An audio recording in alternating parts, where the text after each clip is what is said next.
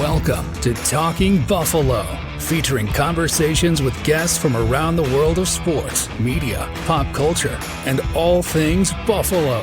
With your host, Patrick Moran.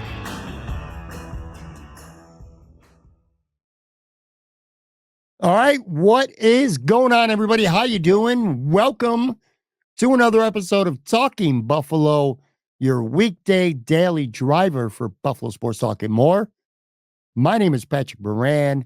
Thank you very much to everyone out there for checking us out on the video side, our YouTube channel, Talking Buffalo on YouTube, or if you're listening to this in audio podcast form, whether that's Apple, Spotify, wherever you listen to your podcast. Thank you. I do appreciate you very much. This is what's kind of turned into our weekly Podbag episode. This is the episode where you, the listener, the viewer, you control the narrative of this show. Your takes, your questions, your comments are featured throughout, and I will respond to as many of them as I can. Primarily, of course, Buffalo Bills stuff. These are takes, comments, questions that I've pulled from some of our YouTube videos that are out every day, some tweets at me, a couple emails, stuff like that. So we'll get to that. Also, at the end of this episode, I'll do it at the end. I'll save it for the end because I know not all you give a shit about wings in Buffalo, or more specifically, my wing reviews, but I do like doing them, and there is a nice audience for them. A lot of you do enjoy it, so I'll save it to the end. But I got two places that I reviewed, or that I should say, I had wings at for the very first time. Not new places, but new places to me because I've never been there before.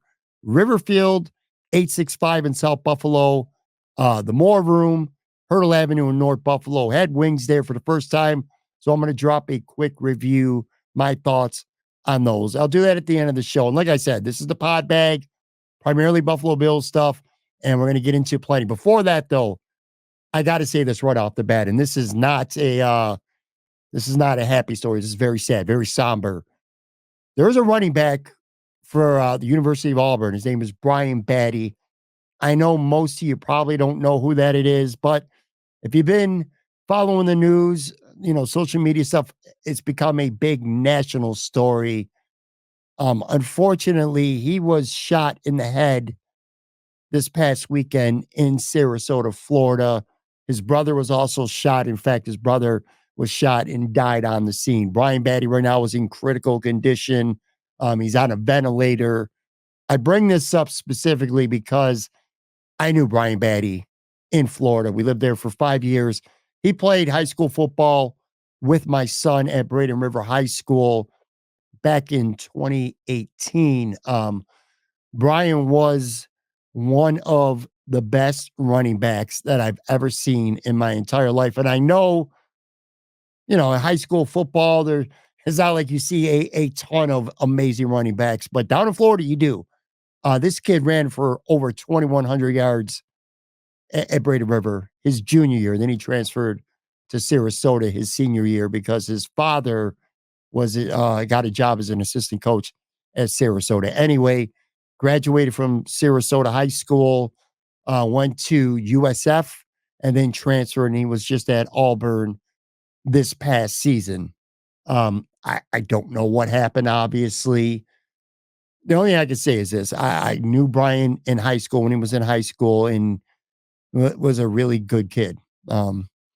Always enjoyed hearing from him. I was around him. I was around his father plenty. He used to sit in the stands at some of the Braden River games and just chat with him. He was a really cool dude too. So just awful, awful, awful news. I can't fathom. I can't begin to fathom, losing one child to a senseless shooting, to a murder, to a violent murder, to a violent crime. I just can't begin to imagine that. And oh my God, I mean, one kid dead, and now another one, quite literally, as we're recording this, is fighting for his life. It's awful, man. It really is. I don't know any other way to say it. So anyway, my thoughts and my prayers are with Brian and with his entire his family, his friends. Just wild, it's so wild. I gotta say this too. So my son played high school football at Red River for 4 years, and from that team, the saddest part about what just happened with Brian Battie is not even the first kid on that team to fall victim to a violent crime. Another player, a really good corner, was shot and murdered 13 months ago.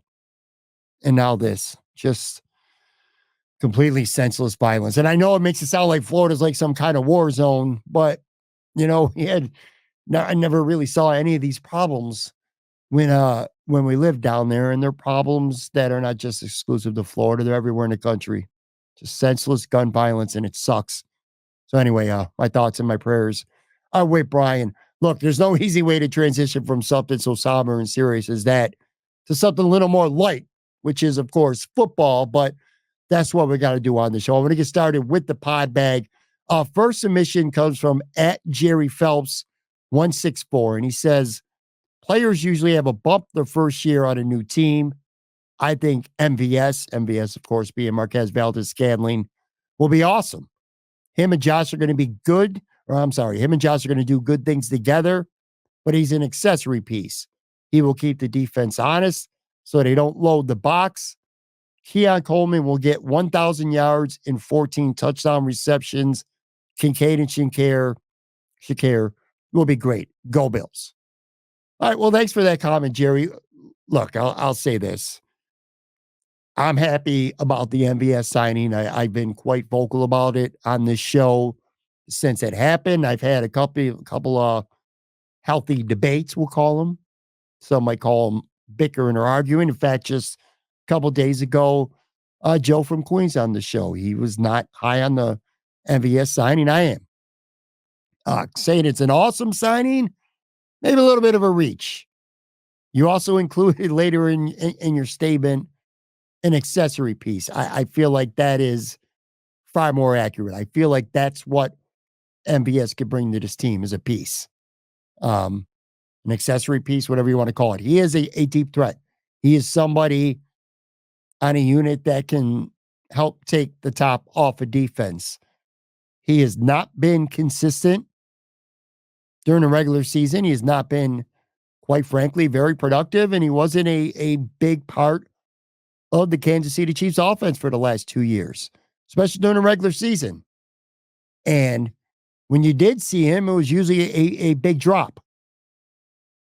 And it could be infuriating. Now, being a Bills fan, you've seen plenty of that with Gabe Davis. And that's not to shit on Gabe Davis. I like Gabe Davis. And I hope he does great things in Jacksonville.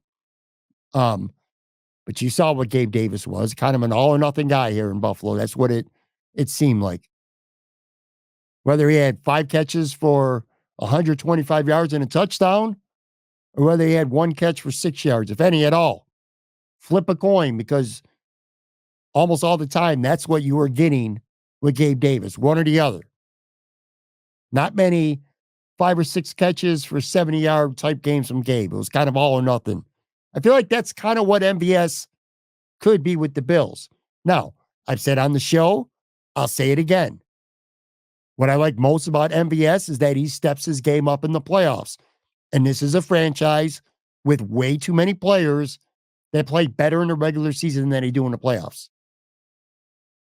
MVS had 3 catches last year in the playoffs of at least 30 yards. He had a touchdown in the Super Bowl.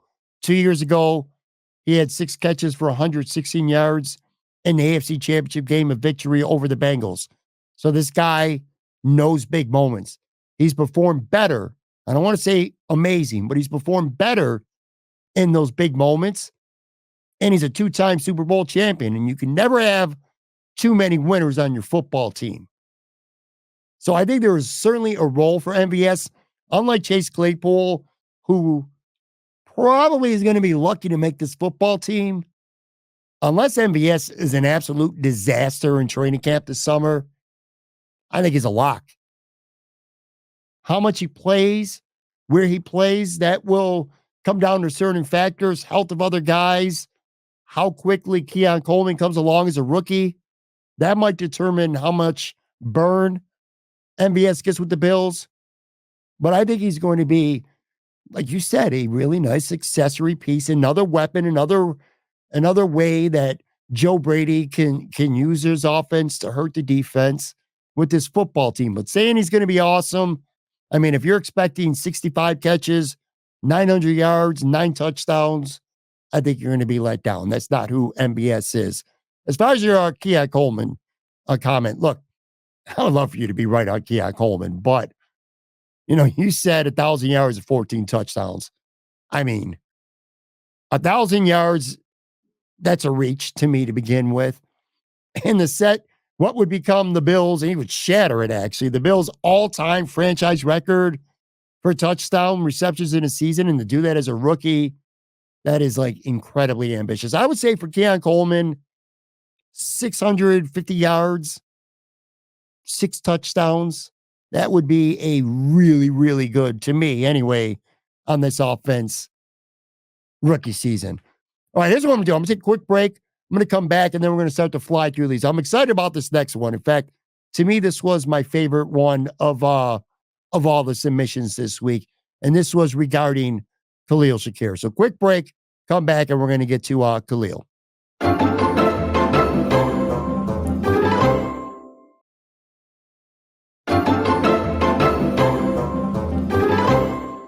All right, I am back, and we are doing this week's Podbag submissions from listeners and viewers of the show. At Bills Mafia Experience says, opportunity is why Shakir had around 40 catches and not around 80 catches last year. He led the NFL in catch to drop percentage. Before Diggs became a very productive NFL receiver, not great, but very good in Minnesota, he was an unproven 5th round pick as well. It can happen. Obviously, the Bills staff see positive traits and believe he could step in the role. I think Josh already trusts him more than phony Alpha Diggs.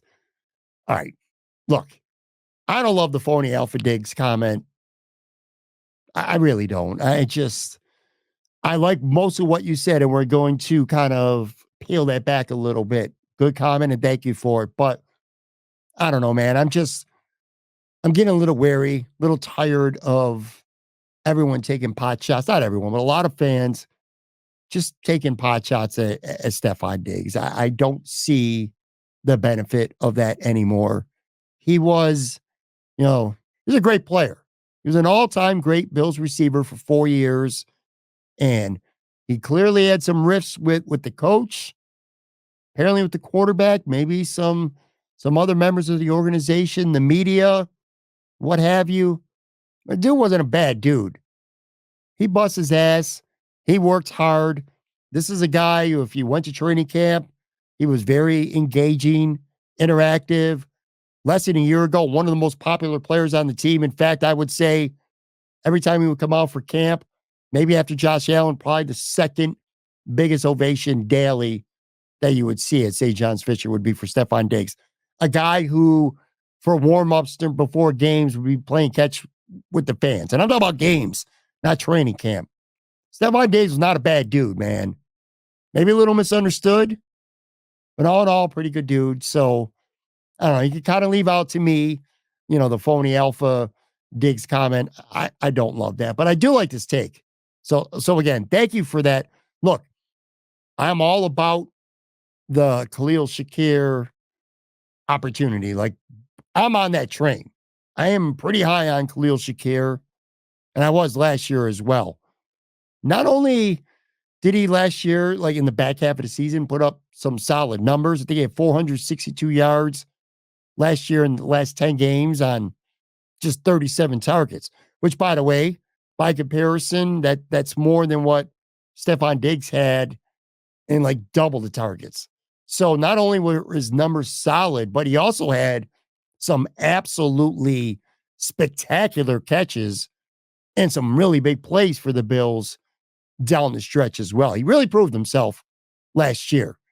Season stats, 45 targets, 39 catches, which is what the commenter was talking about. Best catch to target percentage in the NFL, 611 yards, 15.7 yards per catch. 17 of his 45 catches went for 20 yards or more, which I don't know, maybe I should compare it to other slot receivers around the league, but 15.7 yards per catch for a slot guy seems pretty insane. So I'm really, really good. I'm good with Khalil Shakir being my slot guy. Worst case, you're 2 or 3. Hell, best case, maybe in a way you're quasi number 1. I see no reason why he can't, with a full season, as being the guy at that position. No reason why, at a minimum, he can't have like Cole Beasley type numbers like Cole had with the Bills when Cole was still good. And I think maybe confidence is going to be a thing for him too this year. Last year, Khalil Shakir went into camp and he was kind of like in a dogfight with Deontay Hardy to start in the slot. Deontay Hardy was a pretty significant free agent signing early on last year. And it certainly looked like Hardy would be the guy. But again, after a very slow start to the season where he wasn't getting targeted much, especially under Ken Dorsey, things started to open up for Khalil Shakir, and he responded in a big way. To me, I think the question is, how much does he play the slot? How much does he line up in the boundary? I don't know the exact stat where he was before, but I do remember seeing a stat that once Joe Brady took over and Khalil got on the field more, he started playing more at the boundary spot. Not as still, he played more in the slot, but it was like 29.8, I think was the number. 29.8% of his snaps were at boundary. But anyway, between him, between Curtis Samuel, because you're certainly going to want both of them on the field at the same time, but both of them have been primarily slot guys. Like, who's going to be playing outside more? Who's going to be inside? I think that's going to be fascinating. But regardless of where he lines up, I think Khalil Shakir is a good route runner, a sure-handed receiver, and going by the numbers, again, it might not seem like it, but kind of like a big play machine. And he's not the greatest blocker. That's kind of one of his shortcomings. But all in all, I am extremely high on Khalil Shakir. It would not surprise me in the slightest if at the end of the season, Khalil Shakir leads this football team, maybe not in yards, but at least in receptions. So, yeah, man, count me in there. I'm with you on the Khalil Shakir train for sure. What are you thinking? One, national media doesn't know my team. They know names. Oh, they lost Trey White. Yeah, he hasn't played in 2 years. Oh, you lost Poyer. Yeah, had to play quasi linebacker because he can't run. Oh, lost Jordan Phillips and Tim Settle. This isn't a subtraction. Oh, lost Gabe Davis. The guy had 2 or fewer receptions in 11 games. Really, it's just not knowing the team. It goes with the getting old BS. They just implemented Cook, Kincaid, Shakir. They're all 24 now. Coleman, he turned 21 last week. Thanks for that. Look, very fair points. This is a team in transition. There's no question about it. This is definitely a team in transition. However, I don't mean rebuild. Transition, rebuild, not the same term. Rebuild to me means you're about to go through some down times to try to get better. The Sabres have been in a freaking rebuild for half our lives at this point. It feels like that anyway. That's not the Bills. In terms of players that they lost, I mean, you're pretty much right about. I mean, you are pretty much right about Trey White. He had a great first month of the season. Unfortunately, another major injury. So to your point, Trey White has not been a focal part of this Bills team for the most part over the last couple of years. I'm not with you completely on Jordan Poyer. I will say he's lost some speed. He can't run. I mean, that's not completely unfair, but that's not why he played quasi linebacker. That was planned before the season. That escalated when Matt Milano went down. And I thought Jordan Poyer, again, not going to kick your boy on the way out the door. I thought Jordan Poyer was pretty good last year. Some of these older guys that are not back, Micah Hyde, at least as of now anyway, maybe even Mitch Morse. Maybe their play might have slowed down. I actually thought Jordan Poyer played better, got better as the season went on. In fact, in that Chiefs playoff game, when we were just sitting there begging for somebody on the Bills defense to make a play that matters, any play that matters, Jordan Poyer is one of the very few that actually stepped up to the plate, got his helmet on the football right before Kansas City was going to score a touchdown, and made up for a horrific decision to try to run a freaking fake punt with Damar Hamlin. So, not with you completely on that. I am with you a gazillion percent on Jordan Phillips and Tim Settle. I think them leaving quite literally that position, defensive tackle depth, is going to be addition by subtraction. I'm with you there. Gabe Davis, we already talked about, kind of an all or nothing guy. So you're right. He had 2 or fewer receptions in 11 games. I didn't fact check that. I'm going to assume you're right. But he's also had some really monster games for the Bills as well. But in terms of what I think the point is, what you're saying is the national media doesn't really know this team. And I'll give you that. I agree. There's a bunch of new stars now. You know, James, you said them. James Cook, Dalton Kincaid, Khalil Shakir, Keon Coleman, some young, new blood, newish at least, into this offense. It's a new cast of guys, man. They're going to be leading the team over the next few years, which, by the way, not even talking about Curtis Samuel. Not like your boy's old. Curtis Samuel is going to be turning 28 this year. He's still fast as hell. We don't talk about him nearly enough. Not just today, but on this show, period. I'm sure a lot of other content shows out there right now as well. Right now, it just feels like he's another guy. I think he's going to have a big role on this team. So sure. But again, like I said, this is transition. This is not rebuild. At Sean Kula, 11B, going off a Diggs thing here again. Diggs fell off because Brady runs an offense like this it's 1990 and focuses on runs and taking it out of Allen's hands.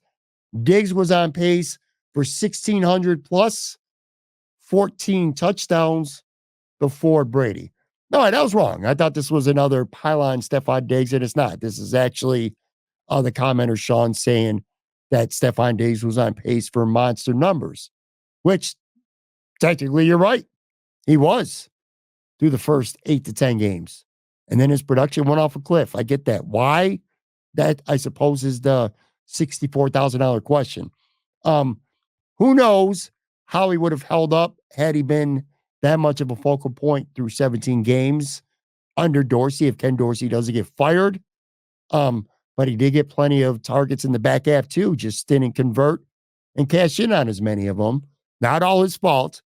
You know, again, it's easy to think about that drop against the Chiefs, which was a terrible drop.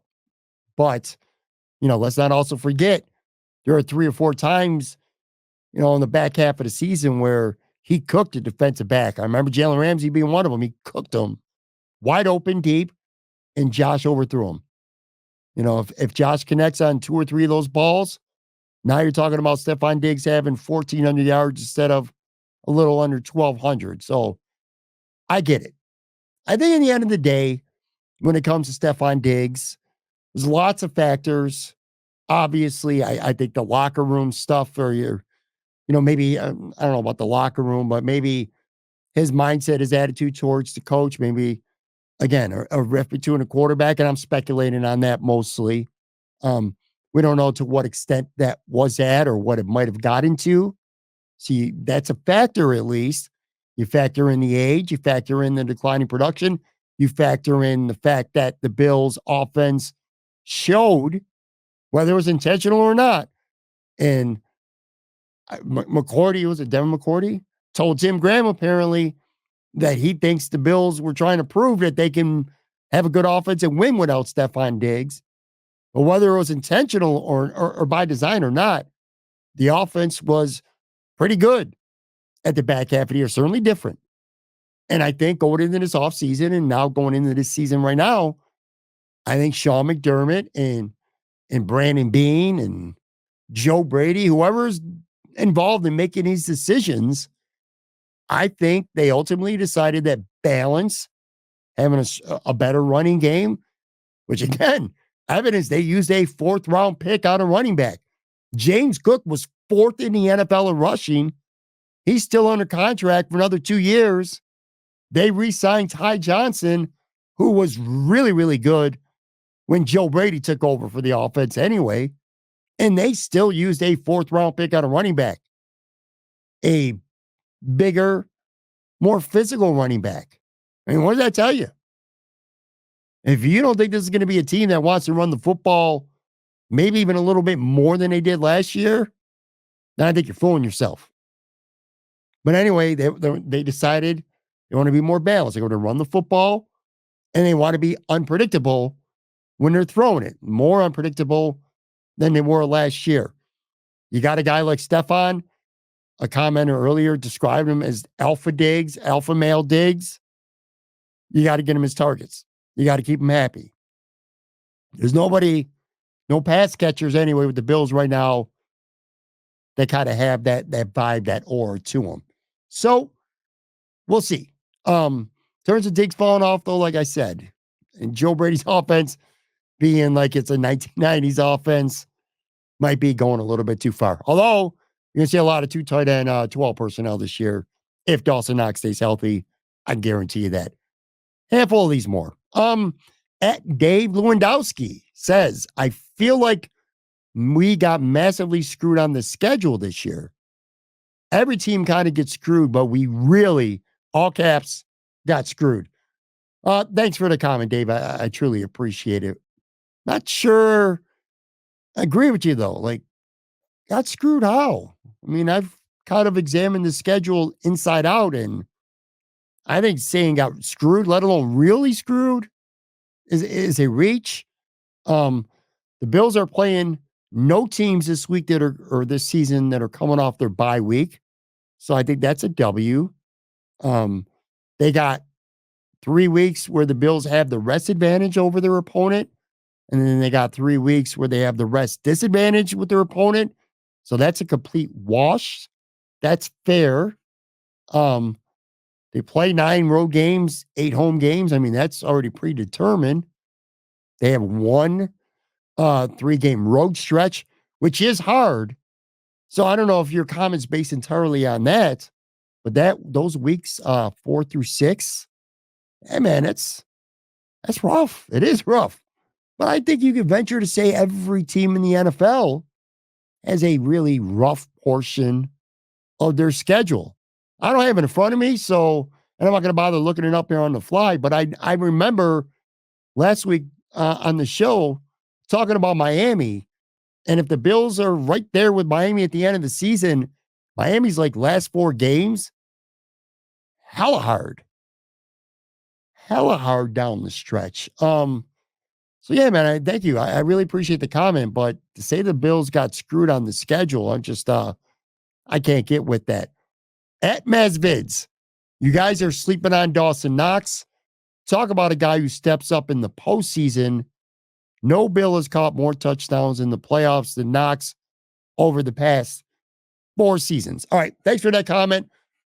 You're right, technically, by the way, 6 touchdown catches for Dawson Knox in 10 playoff games. Actually, over his last 9, he's had 6.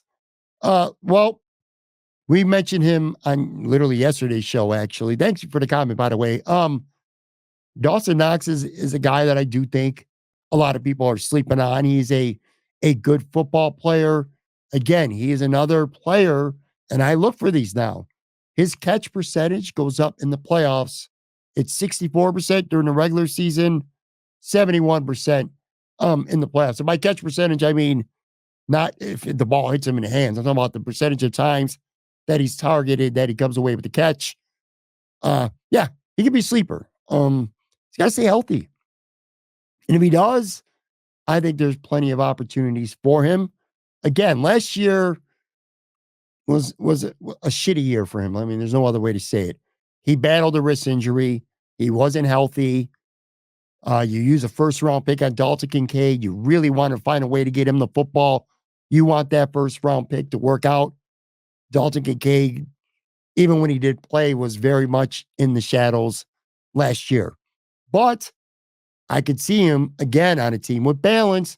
2021, 2022, he was close to 50 catches each year, had over 500 yards each of those 2 years.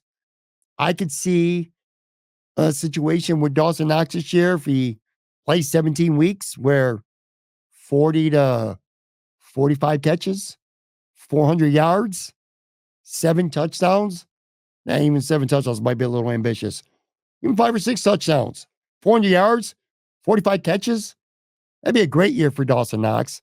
And I think he's even in today's offense, this season's offense, with Dalton Kincaid, I don't think that's unreasonable to have an expectation for. Look, short of Keon Coleman exploding or just, an explosion from Khalil Shakir, I don't think anybody in this offense is going to have 1,300 yards receiving like Stefon Diggs has done. So the pie in terms of receiving catches and yards is going to be split in a lot more ways than it's been over the last 4 years, which is going to be the biggest difference in this Bills offense. At Brian P150H, I'd like to see the Bills bring in someone from the outside of Buffalo to replace Murph. And by Murph, he's talking about longtime announcer John Murphy, who just had to retire. Chris Brown calls sound like he's trying too hard to be the star, but he isn't. All right, thanks for that, Brian. Look, I'm going to be honest with you. I haven't listened to Chris Brown on the podcast, or on the podcast. I should say on the Bills radio broadcast. I didn't catch a Bills radio broadcast last year, so I really can't sit here and tell you that I have an opinion one way or the other on Chris Brown. Let's tell you this, whether it's Chris Brown, whether it's someone internally, locally, or somebody from the outside, the one thing I could tell you is they better have a good vibe with Eric Wood. Because I think Eric Wood, if he's not already a star in the Bills broadcast and just the Buffalo media at this point, he's certainly a rising star or a budding star, whatever you want to call it. He's really good. He's gotten quicker, sharper, and he's got a great attitude and he's very popular. So whoever it is, you better be able to work with Eric Wood, because Eric Wood sure as shit ain't going nowhere. He better not be going anywhere. So that, to me, that's the most important thing with whoever you're bringing in. Personally, for me, and again, nothing against him and Chris Brown. I don't even know if he's the lead candidate, if he's a legitimate candidate. I don't know. I have no knowledge whatsoever. I wouldn't mind seeing somebody from the outside come in, just because I'd like to see a new talent, some fresh blood come into this Buffalo market. So, all right, last couple here. At Kirk Shepard 3607 says, I've been a Buffalo Bills fan since Joe Ferguson was the quarterback. That's awesome, Kirk. And you know what, man? Me too. Fergie was the Bills quarterback from 1973 to 1984. Man, he was a Buffalo Bills quarterback for a long time. The back half of that career is kind of when I was old enough to know the Bills and start really becoming a fan.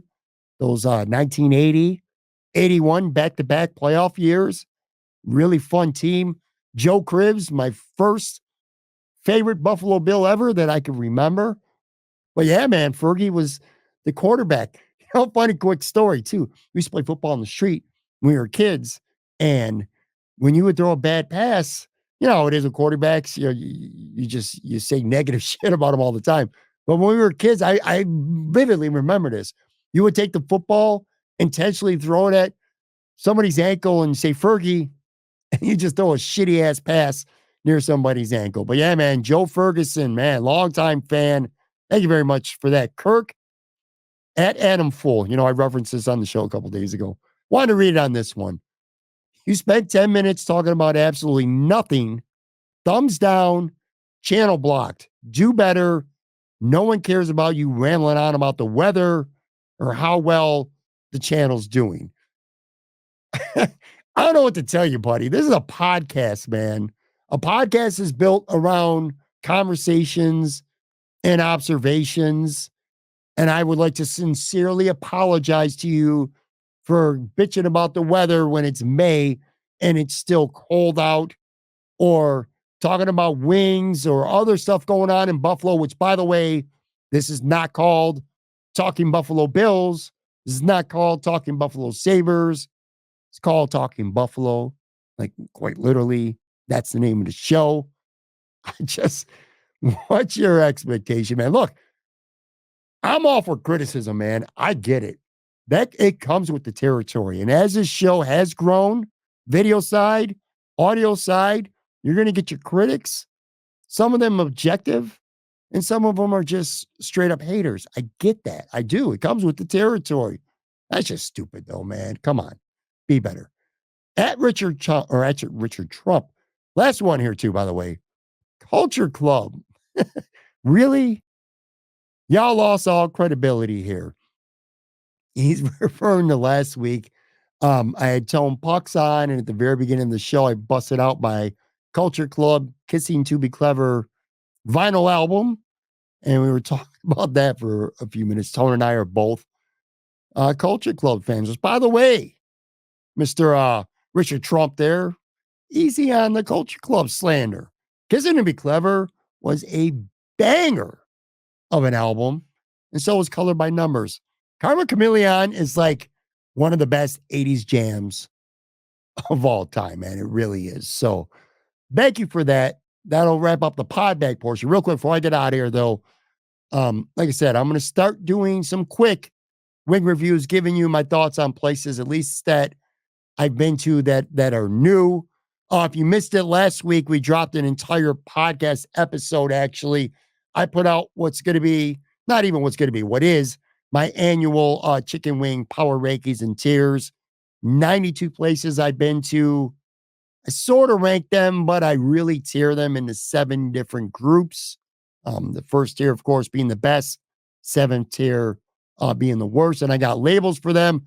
Anyway, incredible feedback with that, good, bad, and ugly, but a lot of feedback. That is pinned to my Substack. So if you haven't checked out that post yet, it's patmoran.substack.com. Go check that out. Also had an accompanying podcast with that power rankings and tiers. I did that live from Sunny Reds. And I had Luke and Tom, 2 of the guys from the Buffalo Wing Coalition. That was a really good time. But anyway, during that conversation, during that show, we talked about a couple places off air that I actually haven't even been to yet. And within days, there were 3 places specifically, and 2 of them I went to within days. Maine and Hamlin, which is right near Barbell and East Aurora. Still haven't gotten there. Hopefully in the next week or so, I will. But the 2 places I did get to were Riverfield 865 and then More Room, not More Pat. More Room. They're 2 different places, actually. Recommended by Josh Reed from Channel 4. Anyway, in terms of Riverfield 865, this is on Elk Street in South Buffalo. In terms of the pros, and that's how I do these. I do pros, cons, and then kind of give you a general thought. In terms of the pros at Riverfield, I got 10 hot and we got 10 Murph style. I went there with my wife. And the Murph style is kind of like, in fact, not kind of, the server quite literally described it as kind of a hot with some Parmesan in the spirit, the style of 9/11 Tavern, which I'm like, damn. I mean, you're like literally telling me that this sauce is supposed to be like 9/11 Tavern. You are setting the bar really, really high, especially considering 9/11 Tavern is quite literally my number 1 on my Mount Rushmore of wing spots. But anyway, in terms of the pros, I actually thought the sauce was amazing on both of them. The Murph style was good. Not 9/11 good. Nothing is. But it was really, really good. The sauce was great. The hot was really good.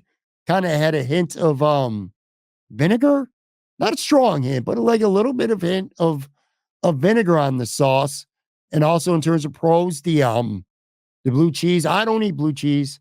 So you got to take the word of my wife here on this one, but she really enjoyed the blue cheese. She said it was really good. I also thought, for what it's worth, because these little things matter as well, I thought the service was outstanding. There was a server, Lily was her name, really attentive, outstanding. So top of the line service, really good sauce, and really good blue cheese. In terms of the cons, um, the wings were crispy, like too crispy, like suspiciously crispy. Um, I asked the waitress straight up, and she denied that they're breaded. They felt coated to me, kind of like wing nuts is. Wing nuts has like that starchy coating to them that gives them like that crunch, which some people absolutely love. And I'll say this real quick because I feel like I need to do it every time. Wings are subjective, food is subjective. This is quite literally nothing more than my personal one man's opinion, and that's it. But anyway, I love wing nuts, kind of like their sauce. I love wing nut sauce. It's the best, or one of the best. Don't love the way the wings taste, though. These wings, I like crisp. I mean, I don't like crisp to the extreme, but I like my wings crispy. These were too crispy. They're almost like hard. So, I don't know. Like I said, they said that you just made them extra crispy. I've had extra crispy wings. These were beyond extra crispy. And if you didn't eat them right away, like you waited 20 minutes to eat them, I feel like they were going to get hard. So, didn't love however they made their wings, not cooking wise, but in terms of they coat them, however they do that, I did not like it. And then the other thing that I did not like about it too much is very pricey. And that matters, obviously. So we got 20 wings, 20 fries. I'm sorry, 20 wings and a plate of fries, which, by the way, I should have mentioned this in the pros. Fries, absolutely outstanding, man. Great. But anyway, like 40 bucks. 40 bucks for a double order of wings and a smaller plate of fries. And the wings, by the way, were on the average to maybe even smaller size. And in terms, again, the fries were, they were almost on par with 911. They really were. And 911 fries are just the best to me. But it was a small plate, man. I mean, 911, you get this big ass plate. These were a small plate of fries. So 40 bucks. Did not love that. I got to be honest with you. That overall, solid. Presentation looks great. The inside looks great. This used to be Charlie O'Brien's for South Buffalonians who might not have been in there yet to the new place, Riverfield. It looks really good. Nice branding in there, really clean. Again, great service. I liked it a lot. I love the sauce, borderline elite sauce. I just didn't love the wings themselves, so I'm going to put them in my fourth tier. My fourth tier is solid starter, which are good. Again, if you're in that tier, solid starter, that means it's solid. It's really good. Then the other one, just this past Saturday, we went to More Room, which was on Hurl Avenue. These wings were the opposite of Riverfield, like almost the exact polar opposite. On the pros, the wings were cooked amazing. These were some of the best cooked wings I've had in quite a long time. They were crispy, but not like obnoxiously crispy. They were tender, which matters. You know, it's easy to make crispy wings. Crispy wings is pretty much just cook them longer and leave them off the fryer before you sauce them. Pretty much that's how you crisp wings, right? And if you want to make them extra crispy, you can. But the key to me, a good tasting wing is a wing that is crispy on the outside, but tender on the inside. And that's exactly what these wings were at More Room. So, by the way, I should say did the exact same thing that we did at Riverfield as well. So I had 10 of their house wings, their buffalo sauce. I think it was 716. Can't even remember exactly what it was called. And then we had 10 room rings, which is their house sauce mixed with a sweet and a spicy barbecue sauce. And then we had a plate of fries as well. So again, plus side, amazingly cooked wings, crispy, tender, and these wings were very, generously sized as well. Much bigger, quite frankly, than the wings at Riverfield 865. But the cons, unlike Riverfield, where I said the sauce was top notch, borderline amazing, I thought their house sauce, their 716, was a little bit bland. A little bit bland to me. Not very tasty, very creative, or not creative, unimaginative, safe, very safe, basic to me sauce, like that you can get almost anywhere.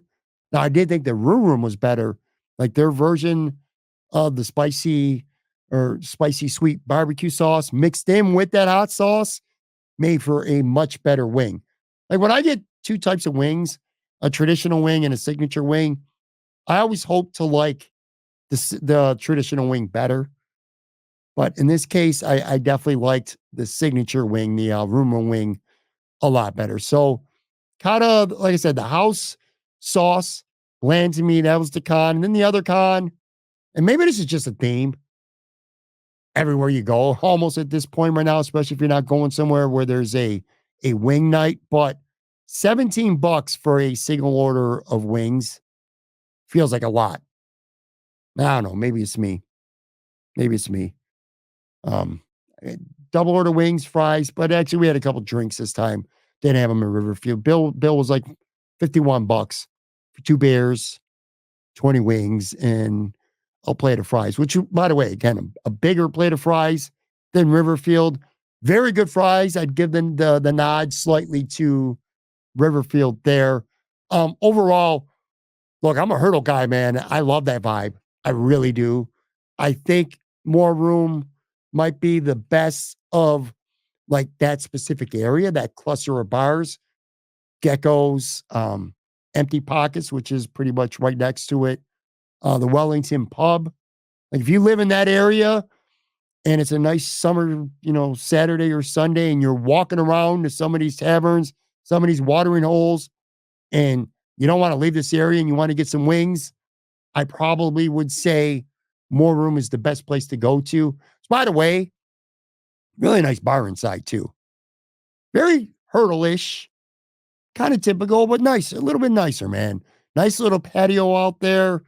Plenty of brewery beers if you want to get yourself a nice brewery beer. Which, by the way, I had a not a brewery beer, a Utica Club pint. I was paying homage to my guy Joe Yurden, nasty ass cheap Utica Club that him and I would drink when we'd be at Casey's Black Rock Tavern. But yeah, in terms of the wings, look, not elite by any means, but again, solid. So they're also going to be in my 4th tier, that solid starter range. Anyway, on that note, that is going to do it for this episode. Thank you very much again for watching, for listening. You want to be part of next week's Podbag? It's quite simple, man. Pick the video every day, every Monday through Friday. We put out a show. Leave a comment on YouTube. I sift through most of them. I will pluck good ones that I think are worthy of talking about on the show. Of course, you can also tweet me at Patrick Moran TV or email the podcast at Talking Buffalo Podcast at gmail.com. Tomorrow, episode 800, Talking Buffalo. 800 episodes come tomorrow. So that'll be tomorrow. Friday, I'm scheduled to have Lindsay Moppert from WGRZ TV. Never had her on the show before. We'll talk her life, her career. I'm very much looking forward to that. So that'll be for the rest of the week. Again, thank you. Enjoy the rest of your day. Brand new show coming. Episode number 800 tomorrow.